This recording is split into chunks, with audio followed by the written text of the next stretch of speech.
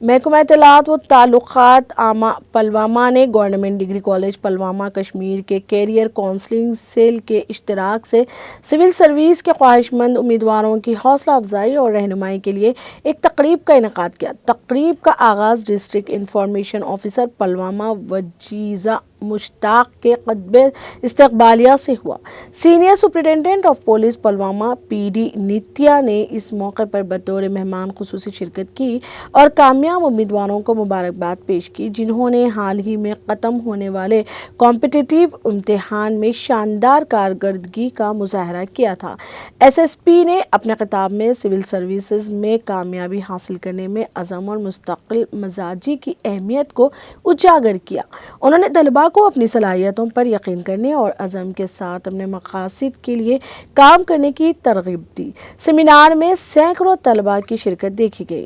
کہ بہت سارے اسٹوڈنٹس بھی آئے ہیں G D C boys G D C women سے بھی، سو مجھے لگتا ہے ایسے پروگرامس میں شدت دینا اور پارٹیسپیٹ کرنا بہت اچھا ہے، اور یہ انسپائر بھی کرتا ہے اسٹوڈنٹس کو بھی کہ جب انہی کے سوسائٹی سے انہی کے ہی آس پاس کے لوگوں کو وہ دیکھتے ہیں کہ وہ ایسے ایگزامز جے کے پی ایس سی کوالیفائی کر کے ٹاپر کر سکتے ہیں، تو وہ بھی